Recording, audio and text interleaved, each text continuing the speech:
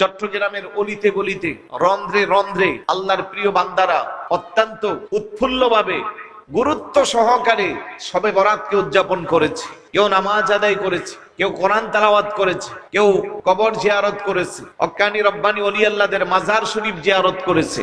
এত সুন্দরভাবে উদযাপিত হচ্ছে। আজ সারাদিন 90%-এরও বেশি ইমানদার মুসলমান বিশেষ করে চট্টগ্রামে রোজা রাখছে।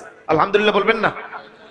কিন্তু আমরা দেখতে পাই দায়িত্বশীল হইয়া কিছু মানুষ সহজ সরল ইমানদারকে ধোঁকা দেওয়ার জন্য তাদের বক্তব্যের মধ্যে উপস্থাপন করতেছে ফিকহ কিতাবের কোথাও শবে বরাতের হালুয়া রুটির কথা নাই। আমার কথা হলো, শবে বরাতে হালুয়া রুটির কথা কেন থাকবে? কোরআনের কোথাও কি হালুয়া রুটির কথা আছে? শবে বরাতে হালুয়া রুটির কথা আপনি কিভাবে পাইবেন? আমি আপনার কাছে প্রশ্ন রাখতে চাই, আসন্ন রমজান আসতেছে। রমজান ইফতারের পূর্বে আমাদের সবার সামনে, অন্তত কমন সারা বাংলাদেশে সবার সামনে ছোলা বুট আছে না নাই?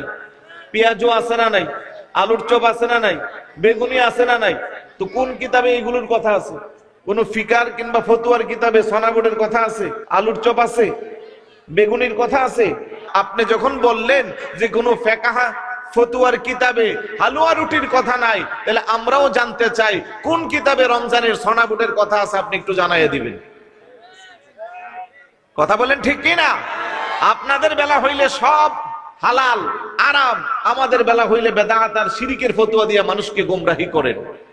আল্লাহ তো কোরআনের কোথাও বাতের কথা বলে নাই, তরকারির কথা বলে নাই। বলছে নাকি? আল্লাহ বলছে কুলু ওয়াশরাবু, তোমরা খাও পান করো। তাহলে হালাল যে খাবারগুলো আছে আমরা সেইগুলো খাচ্ছি। আপনি কি কিয়ামতের আগেও ফতোয়া দিতে পারবেন যে হালুয়া রুটি হারাম? সারা বছর হালুয়া রুটি আমরা খাই না? প্রত্যেক দোকানে তো হালুয়া পাওয়া যায়, রুটিও পাওয়া যায়, পরোটা পাওয়া যায়। তখন আপনার ফতোয়া আসে না। শবে বরাতকে একটা স্পেশাল দিবস হিসেবে আমরা যেহেতু সারা রাত ইবাদত বন্দিগির মধ্যে কাটাবো, তাহলে আমাদের ঐতিহ্য আমরা মানুষকে খাওয়াবো। যেহেতু ইসলামের অন্যতম একটি রুকন হলো মানুষকে খাওয়ানো। রাসূলুল্লাহকে সাহাবী জিজ্ঞেস করছে, ইয়া রাসূলুল্লাহ আইয়ুল ইসলামি খায়রুন, ইসলামের উত্তম কাজ কি? আমার নবী বলছেন ক্বালা তুতঈমুত তাআম, মানুষকে খাওয়ানো। সুবহানাল্লাহ বলবেন না?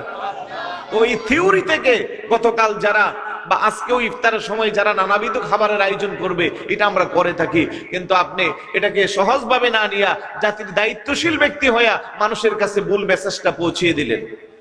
আমরা বুঝতে পেরেছি কোন একটা ব্যক্তিকে, কোন একটা গোষ্ঠীকে খুশি করার জন্য আল্লাহ আল্লাহ রাসূলের দেওয়া পথমত থেকে মানুষকে যারা দূরে সরায়, তারা বেশি দিন টিকতে পারবে না, কারণ আল্লাহর লানত পড়বে তাদের উপরে। কথা বলেন ঠিক কি না? তাই আমরা এই ধরনের ফতোয়ার শিকার যেন না হই।